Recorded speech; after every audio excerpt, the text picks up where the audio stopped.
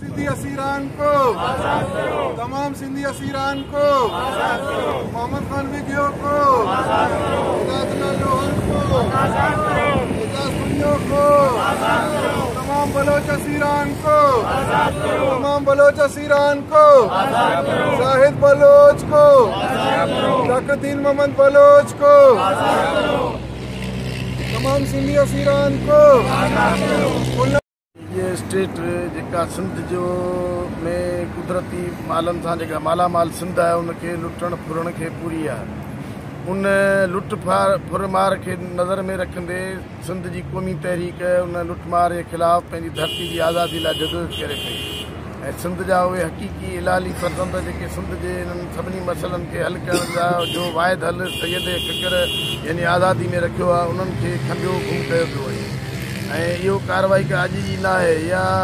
साईं CM साहिब खे 3 साल बंदि कयो वियो आरिसर साहिब खे खयो वियो तंहिंखां पोइ लातइदाद सिंधी माण्हुनि खे खणण जो सिलसिलो शुरू थियो। ताज़ो वेझड़ में इन्हनि 4 साल अॻु असांजे काम सोबत कोसे खणी गुम करे छॾियो अञा ताईं उनजी ख़बर बि न आहे त किथे आहे। 2 साल थिया आहिनि सुहेल भट्टी खे खणी गुम करे छॾियो अञा ताईं ख़बर कोन्हे। बख्शियल मुगेरी खे तक़रीबन 8 महीना थी विया आहिनि अञा ताईं ख़बर न आहे। ऐं हिदायत लोहार साईं खादमारे जो साईं अयूब साईं साबिर चांडियो असांजो अॻे मरकज़ी जॉइंट सेक्रेटरी हो हाणे जेम्स काउंसिल जो मेंबर आहे उहे ऐं ॿिया कारकुन जेके लातइदाद दोस्त आहिनि असांजा जिन जा नाला तव्हांखे दोस्तनि ॾिना आहिनि उन्हनि सभिनी खे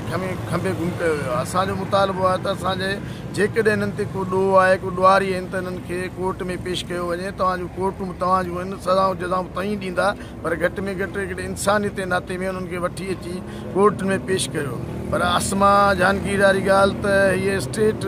स्टेट न आहे स्टेट फ़क़ति फ़ौज आहे। सो फ़ौज असांजा उहे माण्हू न सिर्फ़ु हिते पर बलोचिस्तान मां असांजा उहे माण्हू जेके आज़ादी पसंदि आहिनि उहे माण्हू जेके चाहिनि था त बलोचनि खे जी हाकिमियत रहे बलोचनि में उन्हनि खे बि खंबे गुम कयो वियो आहे। उन्हनि जा लाश तशदुद थियल सिंध में मिलिया बलोचनि में मिलिया त इहे कार्रवायुनि सां छा कॾहिं तशदुद खे जनमु ॾींदो आहे। तशदुद सां कॾहिं तशदुद सां का बि शइ ख़तमु न थींदी आहे। तारीख़ हमेशह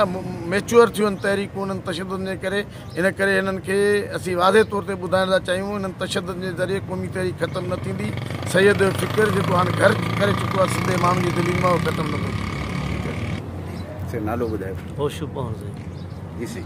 GSN कोहिमार ज़िले मलीर तरफ़ां बुख हड़ताली कैंप कई वई आहे। GSN कोहिमार ऐं क़ौमी तहरीक ख़िलाफ़ जेको ऑपरेशन शुरू कयो वियो आहे अड़े नाले वारा ऑपरेशन उन ख़िलाफ़ असां इहे बुख हड़ताली कैंप आहे। सिंध मां जेके खंबे गुम कयल क़ौमी कारकुननि खे गुम करे था अचनि असां इहो ई मौक़िफ़ आहे त जेकॾहिं उन्हनि ते का बि चार्जशीट आहे त उन्हनि खे कोर्ट में पेश कयो वञे। उन खां अलावा हुननि ते को बि केस आहे त उन्हनि खे सज़ाऊं ॾियणियूं आहिनि। बाक़ी ईअं खंबे गुम करण जो सिलसिलो इहो जेको आहे सो इंसानी हक़नि जी लताड़ा असां दुनिया जे मतिलबु त मौज़ मुल्कनि खे UNO खे इंसानी हक़नि जे सभिनी इन्हनि तंज़ीमुनि खे अपील था कयूं त इन इशूअ खे उथारियो वञे ऐं हितां जे इदारनि खां पुछियो वञे त जेके खंबे गुम कयल माण्हू आहिनि उन्हनि खे आख़िर किथे रखियो वियो आहे। असां इहो ई मौक़िफ़ आहे त उन्हनि खे ज़ाहिर कयो वञे जेकॾहिं हुन ते का चार्जशीट आहे त उन्हनि खे कोर्ट में पेश कयो वञे।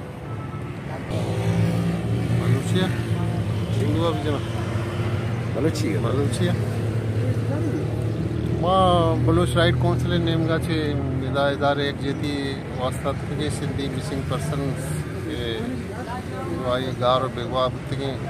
उन्नर सालों इदिगे तमामी लीडरानी बादादी वास्ता जदोजहद करेंगे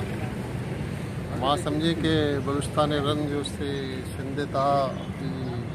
या तसलसल है वो ना जो से nationalist Sindhi worker Sindhi student Sindhi आम मखलूक के आए भी चेक करेंगे भर गए गार करेंगे और आनी भी मतलबशुदा लाश तोड़ दिया गया और रियासत जो से प्रैक्टिस में आठ वक्त के तहरीक होती है हक वास्ता उसकी आज़ादी गप्पा जहाँ आइए खिलाफ जो से रियासत जो से होती फौजी ऑपरेशन शुरू का और जो से इंटेलिजेंस एजेंसियाँ है ISI MI जरिए करश कन अच्छी संदा भी मंगते हैं कि हज़ारानी तादाद दोस्ते मर्दम दोस्ता गिरफ्तार करने के गए और आयना गारो गिगवा करने के गए डॉक्टर चलानी तो गए आयनी भी लाशाना तशद्दुद करने के दंदा आयनी मतलब शुदा लाशाना भी जो से रोडानी सारा दौर दे के गए हमें तरीक़ाकार रियासत बलूचिस्तान होता है सलाम करने भले माँ जाने के माँ दरो मजलूम कौम है और मई जदोजहद जो हस्ते यक्के मई दुश्मनी यक्के मारा जो उससे और बेगी और जदोजहद धीमा बढ़ेगी पाकिस्तान रियासत पाकिस्तानी फ़ौज और आइनी यदि माँ जो तंजीमा खुफिया एजेंसीज़ आइनी खिलाफ जो उससे यकजहती उन्हें उसकी तहरीक धीमा बढ़ेगी ये कि माँ समझे कि बग़ैर यकजहती और बग़ैर इत्तेहाद है और बग़ैर जो उससे जदोजहद है जो उससे होती तहरीक देवा पुरकनकने मतलब माँ जाने के आरूज जो उससे नज़दीक का मर्ची दुनिया का बलूचानी सिंधियानी भी जो इससे तहरीक का जो उससे हाईलाइट होता और दुनिया हर जगह मर्ची मुजाहरा बह गए लंदन चिबिगर जर्मनी फ्रांस और कई जैसे अमेरिका कनाडा और यदि के ऊँचे यूरोपीय मुल्क दोस्तानी जा गया बलूचे बाद जो से सिंधी तहरीक की वास्ता आवाज़ चस्त करेंगे और हमारा यकीन है कि जो से कुछ मई तहरीक कामयाब भी बलूच और सिंधी जो से सूदमंद और आनी कामयाबी जो से यकीनी बाज़ मिलत वाला बख्शली मुगेरी खे सबत खोसो खे मुजीब जोलियाणी खे सिंध जे सियासी कारकुनन खे सिंध जे सियासी कारकुनन खे तमाम कौमी कारकुनन खे जबरी तौर खंबे गुमकल कौमी कारकुनन खे ही जबरी गुमशुदगियों मानू खंबण